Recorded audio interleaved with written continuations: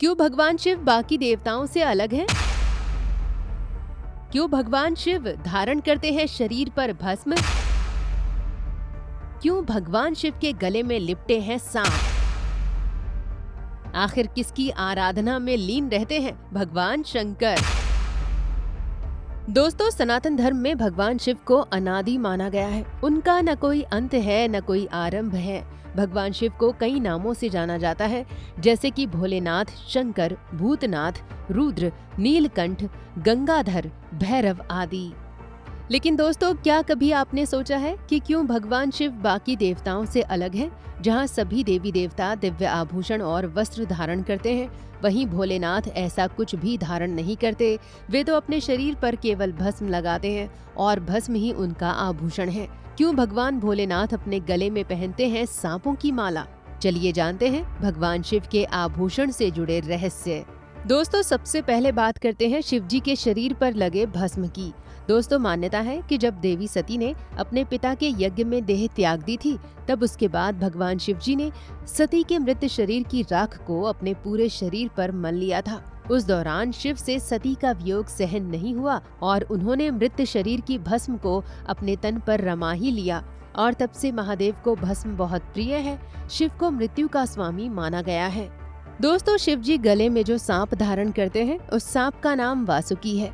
नाग धारण करना इस बात को दर्शाता है कि शिव जी केवल मानव नहीं बल्कि नागों से भी प्रेम करते हैं। नागराज वासुकी भगवान शिव की भक्ति में हमेशा लीन रहते थे। समुद्र मंथन के दौरान भी नागराज वासुकी ने रस्सी का कार्य किया था, जिससे कि सागर को मथा गया। इस तरह वासुकी की भक्ति से प्रसन्न होकर शिव जी ने वासुकी को नागलोक का राजा बनाया और अपने गले में आभूषण की तरह लिपटे रहने का वरदान दिया। दोस्तों, भगवान शिव के आंसू से हुई थी रुद्राक्ष की उत्पत्ति। एक कथा के अनुसार त्रिपुरासुर के आतंक से सभी देवता परेशान होकर भगवान शिव के पास समाधान निकालने के लिए गए।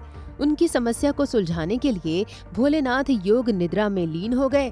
फिर जब उन्होंने अपना नेत्र खोला तो उनकी आंखों से आंसू की कुछ बूंदें धरती पर गिर गईं। भगवान शिव की उन्हीं आंसुओं की बूंदों से रुद्राक्ष की उत्पत्ति हुई थी।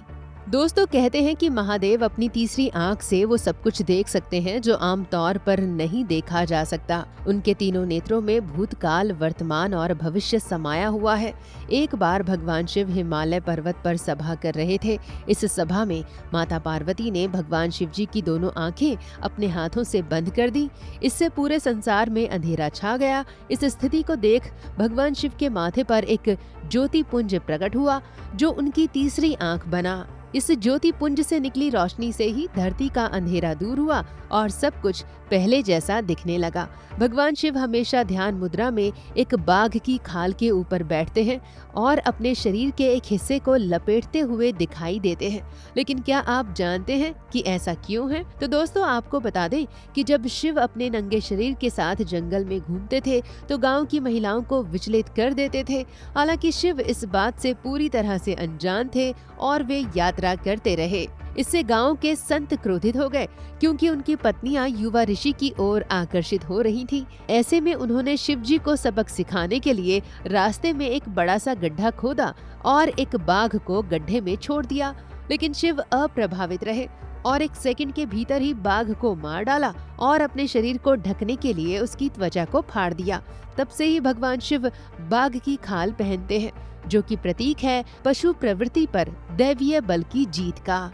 दोस्तों, भगवान शंकर को प्रसन्न करने के लिए शिवलिंग पर धतूरा चढ़ाने की परंपरा है। कहते हैं कि समुद्र मंथन से पहले हलाहल विष को पीकर जब भगवान भोलेनाथ संसार की रक्षा कर रहे थे तो उनका गला पूरा नीला पड़ गया था।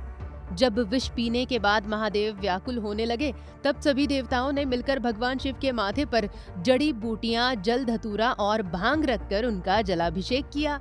ऐसा करने से शिव जी के सिर से विष निकल गया और भगवान होश में आ गए। तभी से भांग और जल चढ़ाने की परंपरा शुरू हुई। दोस्तों, जैसा कि आप सभी जानते हैं कि गंगा शिव की जटाओं से निकलती है। कहते हैं कि माँ गंगा पहले स्वर्ग लोक में रहती थी, भगीरथ ने अपने पूर्वजों को मोक्ष दिलाने के लिए स्वर्गलोक से माँ गंगा को धरती पर लाने के लिए कठोर तपस्या की। भगीरथ की तपस्या से खुश होकर माता गंगा धरती पर आने के लिए तैयार हो गईं। लेकिन समस्या ये थी कि माँ गंगा सीधे धरती पर नहीं आ सकती थी, क्योंकि धरती उनके तेज को सहन नहीं कर सकती थी। इसलिए माँ गंगा ने समाधान के लिए भगवान भोलेनाथ की तपस्या की। उनकी तपस्या से प्रसन्न होकर भोलेनाथ ने धरती को बचाने के लिए अपनी जटाओं को खोल दिया और इस तरह माता गंगा देवलोक से उतरकर भगवान शिव की जटाओं में समा गईं। दोस्तों, भगवान शिव हमेशा पहाड़ों में ही रहना पसंद करते हैं। कहा जाता है कि जब धरती हिमयुग में थी तब भगवान शिव ने धरती के केंद्र कैलाश को अपना निवास स्थान बना लिया था। कैलाश पर्वत को भगवान शिव का पावन धाम माना जाता है। यहाँ शिव, पार्वती और नंदी लगातार ध्यान में रहते हैं। कैलाश पर्वत पर सिर्फ वही व्यक्ति जा पाता है जिसने कभी कोई पाप न किया हो। शिव जी को आपने देखा होगा, उनके माथे पर हमेशा आपको चंद्रमा नजर आता होगा। दोस्तों, कहा जाता है कि समुद्र मंथन से निकले हलाहल विष को पीने के बाद भगवान शिव का शरीर बहुत गर्म हो गया था। तब चंद्रमा ने भगवान शिव से प्रार्थना की कि वे उन्हें अपने मस्तक पर धारण कर लें ताकि उनका शरीर ठंडा रहे। तब से चंद्रमा हमेशा भगवान शिव के मस्तक पर रहते हैं। भगवान शिव को पशुपतिनाथ भी कहा जाता है, क्योंकि वे सभी पशुओं, मनुष्यों, जानवरों, पक्षी सभी के साथ रहते हैं। महादेव श्रृंगार भी पशु का ही करते हैं। गले में फूलों की माला या सोने की माला की बजाय वासुकी जो सांप हैं, शिव जी उनको ही धारण करते हैं। भोलेनाथ को भूतों का स्वामी भी कहा गया है, क्योंकि जब शिव जी माता पार्वती से विवाह रचाने के लिए पहुंचे तो वे अपने साथ बारात में भूत, प्रेत और चुड़ैलों को लेकर गए थे। माना जाता है कि जिन्हें भगवान विष्णु मुक्त नहीं करते वे भगवान शिव के पास जाते हैं। इनको सिर्फ शिव जी ही मुक्त करते हैं। भूत, प्रेत, पिशाच ये सभी भगवान शिव के सेवक हैं और सभी भगवान शिव के आदेश के अनुसार ही चलते हैं।